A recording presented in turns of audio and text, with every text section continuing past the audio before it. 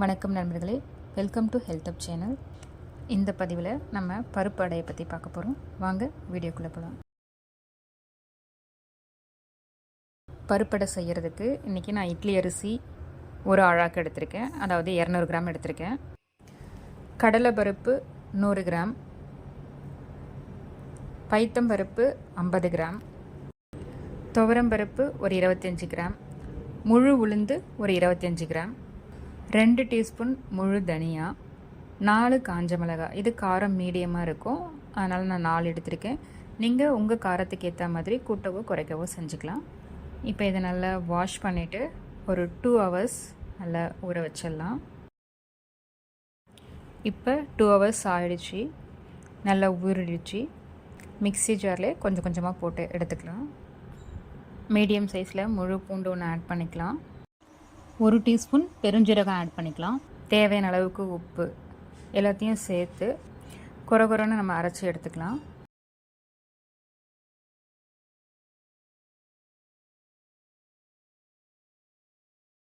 ரொம்ப நைஸாக இருந்தால் அடைக்கு நல்லா இருக்காது, அதனால் கொஞ்சம் கொரகொரன்னு பார்த்து அரைச்சி எடுத்துக்கலாம்.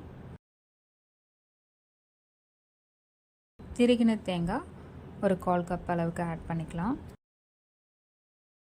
தாளிக்கிறதுக்கு மீடியம் சைஸ் 2 வெங்காயம் எடுத்து கட் பண்ணிக்கலாம். பொடி பொடியாக கட் பண்ணி எடுத்து வச்சுக்கலாம். கருவேப்பிலை கொத்தமல்லி கொஞ்சம் பொடி பொடியாக கட் பண்ணி எடுத்து வச்சுக்கலாம். கேஸ் ஸ்டவ் பற்ற வச்சுட்டு தவா போட்டலாம். தவாலேயே நம்ம 2 டீஸ்பூன் ஆயில் அப்ளை பண்ணிவிட்டு ஆயில் ஹீட் ஆன உடனே கடுகு உளுத்தம் பருப்பு போட்டு பொரிஞ்ச உடனே பெருங்காயம் பவுட்ரு ஆட் பண்ணிடலாம். பெருங்காயம் பவுட்ரும் நல்லா பொரிஞ்சிட்ட உடனே நம்ம ஏற்கனவே கட் பண்ணி வச்சுருக்க வெங்காயத்தை ஆட் பண்ணிடலாம். கருவேப்பிலையும் போட்டு நல்லா வதக்கிக்கலாம். வதக்கிட்டு ஏற்கனவே நம்ம ரெடி பண்ணி வச்சுருக்க அடை மிக்ஸோடு அதை ஆட் பண்ணிடலாம். நல்லா கலந்து விட்டுக்கலாம். கட் பண்ணி வச்சுருக்க கொத்தமல்லியை ஆட் பண்ணிடலாம். நல்லா கலந்து விட்டுட்டு உப்பு திட்டம் எல்லாம் கரெக்டாக இருக்கான்னு பார்த்துடலாம்.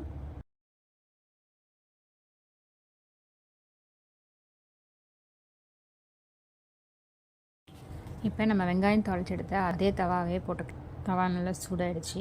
அடை ஊற்றிடலாம். அடையை ஊற்றிட்டு நல்லா ஆயில் அப்ளை பண்ணிவிட்டு ஒரு 2 மினிட்ஸ்க்கு அப்புறம் திருப்பி போட்டுக்கலாம்.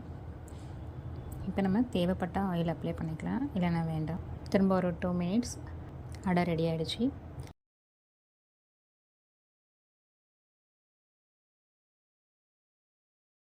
அவ்வளோதாங்க, பருப்படை ரெடி ஆகிடுச்சு.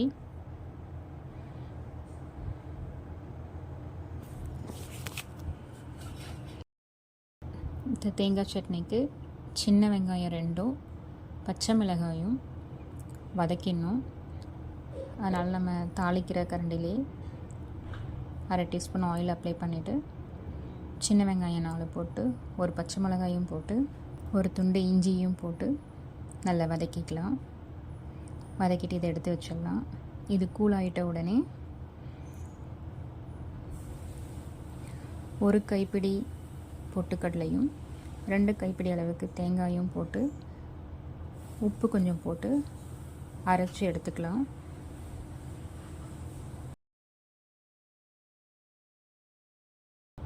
சட்னியை தாளிச்சிக்கலாம். 1/2 டீஸ்பூன் ஆயில் அப்ளை பண்ணிவிட்டு கடுகு உளுத்தம் பருப்பு போட்டு கடுகு உளுத்தம் பருப்பு நல்லா பொரிஞ்ச பிறகு 2 கருவேப்பிலை போட்டு இறக்கி ஏற்கனவே ரெடி பண்ணி வச்சுருக்க சட்னியில் போட்டு நல்லா கலந்து விட்டுக்கலாம். இப்போ சுவையான தேங்காய் சட்னி ரெடி. அடைக்கு இது ரொம்ப டேஸ்ட்டாகவே இருக்கும். இந்த பச்சை மிளகாய் வதங்கினதும் சின்ன வெங்காயம் போட்டு வதக்கின டேஸ்ட் கூடுதல் சுவையை தரும். இந்த பருப்படைக்கு தேங்காய் சட்னி ரொம்ப சுவையாக இருக்கும். பருப்படை பார்த்திங்கன்னா ரொம்ப சாஃப்டாகவும் இருக்கும், டேஸ்டியாகவும் இருக்கும்.